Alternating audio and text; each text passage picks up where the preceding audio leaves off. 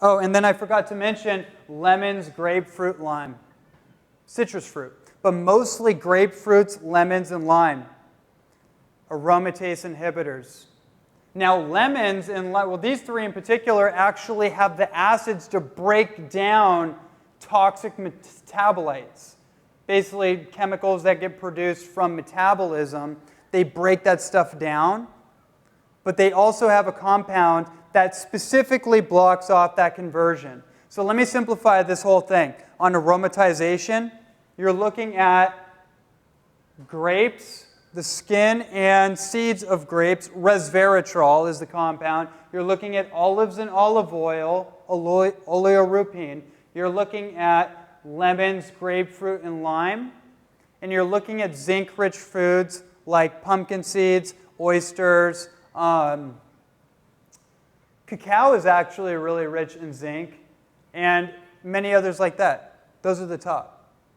What does that last thing say about pumpkin seeds? Smoked and cooked oysters. If you are going to do oysters, you don't do them raw. Because there is a problem with contamination, a specific type of bacterial contamination with a lot of raw oysters. So just kind of know about. All right, so we're going to speed through this next one. This next one I definitely want to hit the button on, but we don't really have the time for. Hormone empowering herbs. This doesn't mean that these are only for men and these are only for women. It's just kind of more of a philosophy of yang and yin. Those are two different types of energies that we all have inside of us. Women are archetypically yin and men are archetypically yang, unless they have been feminized. You know what I mean? So certain things, let me just run through this whole thing for you. Pine pollen, bioidentical testosterone.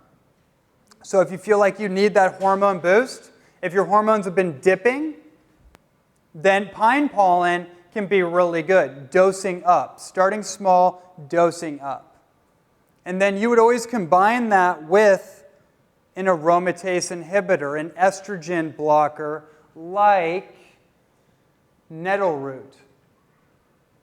Or pine pollen, you could do pine pollen with passion flower or chamomile. Why would you do that? You would do that because you don't want to, if there is a hormone issue, let's just say, for example, somebody does have an aromatization issue, meaning that every time they do a good hormone-producing thing, it starts to flip over into estrogen. You see how that works, right? People do steroidal hormones. They do all that, they build up all that, and then it flips over into estrogen, and all that muscle turns into flab. We've all seen that, right? What is that? Estrogen dominance over time. So what we do is that you kind of get smart about this. If I'm going to do pine pollen, I'm going to do tribulus. Tribulus is another testosterone precursor. And by the way, that doesn't mean as a woman, it's only going to help you produce testosterone. For you, that could help you actually produce progesterone and the right amount of testosterone you need as a woman, depending on what your lifestyle is like, your workout load is like. So again, pine pollen, tribulus, nettle root, ginseng, even deer antler over there. You can combine those with like a passion flower, which is an aromatase inhibitor. A powerful one. Passion flower may be one of the most hormone protective herbs that you can do, especially in alcohol tincture form. Chamomile tea, same thing, aromatase inhibitor. Chasteberry or Vitex. This one is a very well-known one. This has bioidentical progesterone. So chasteberry, I would recommend every woman is doing chasteberry just because. I think every woman needs to be doing chasteberry. And then this whole list here. Yeah, those to me are the most important. Reishi mushroom I put up here. It's not really specifically effective for the hormones, but it helps your body go into more of a parasympathetic state, meaning it brings down cortisol. Remember, cortisol, stress, is the biggest carcinogenic effect that you can cause on your body. to be in a perpetual state of stress. So reishi mushroom is classified under the Chinese doctrine as a Shen herb. Shen is spirit. It's radiance of your personality. It's passion, right? So reishi mushroom helps your body calm down that like hyper-aggressive state, brings you parasympathetic, balances you out.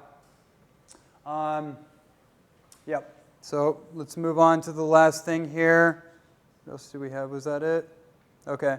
So these are just hormone empowering supplements. I actually recommend, if you want, to take a picture of this right now. And to get all this as a reference, I'll just run through it real quick. Trimethylglycine, remember, beets, goji berry. MSM, methyl sulfonomethane. MSM is my favorite supplement. It's a sulfur-bearing supplement, helps your body produce glutathione, which is one of your most powerful detox antioxidants, and it helps to methylate the liver, as we mentioned before. Methyl sulfonomethane, methyl. Just like methylcobalamin, B12, it helps to methylate. Whenever you see that, methyl, right, that helps you understand that. Progesterone cream, very important. Very important. I've seen progesterone cream like just turn women's whole deal around. Yam-based progesterone cream. We call that a bioidentical hormone because it's biologically identical to your natural hormone. It's not made in a laboratory or a factory. It's actually a derivative of yams, right? Melatonin, we mentioned that before. Melatonin is anti-estrogenic. It's the basic thing about that. You can do it as a supplement, or you can play with that if you have like sleep issues. See if it works for you. Some people are different with that. DIM, diindolylmethane. Basically, DIM is similar to I3C, which I mentioned is what comes out of broccoli or comes out of cruciferous vegetables. That's what helps detox the estrogen toxicity. DIM is a metabolite or a breakoff of I3C.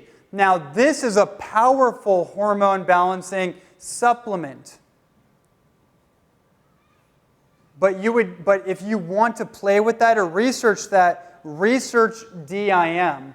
According to the research, if you do this supplement, you need to do DIM opposed to just doing I3C.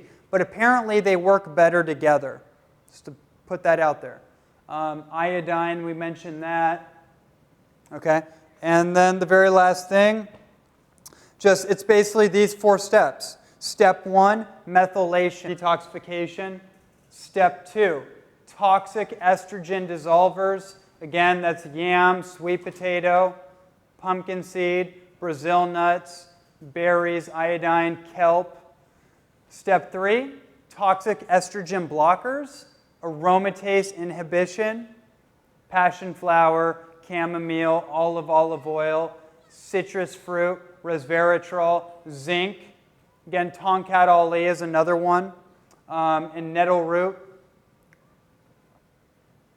And then the last part is hormone boosting. So that would be like progesterone or what's called progesterogenic things. Hormone boosting or testosterogenic.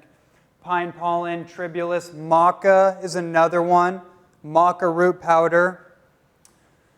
Saturated fats, ant extract, by the way, if, from the Chinese system. If you want to dabble in the animal world, that is the number one source of anything in zinc. That's the number one source of zinc of anything. Deer antler, chaseberry, vitex, direct sunlight, salt, water. Again, I'm just going to end on that point. Salt water. 1 liter of water with 1/4 teaspoon of sea salt every morning to get started. Eventually, you can up that a little bit.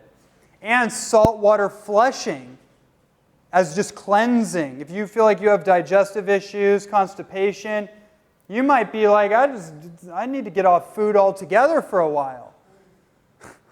Right? and just do salt water flushing to flush out everything. It's probably the most powerful flush I've ever done. It's just How much when you're doing a flush? if you're going to do a flush, you can do a heavy flush, which is like a gallon of water with 1 to 2 tablespoons of sea salt, and you just take it down. You don't lay down because you don't want to absorb it. You just want to be linear, so it's just, you stay One sitting to gallon? as quick as you can, because you're not absorbing it. You want to let it flush through you. But you got to stay upright. You do yoga pose or something, but don't lay down or get upside down. You need to stay close to a bathroom. So not before you go to work. Yeah, very important. Yeah. I've done that for 4 days, water fasted for 4 days on it, and I was like, wow, this is, like, I almost don't even want to go.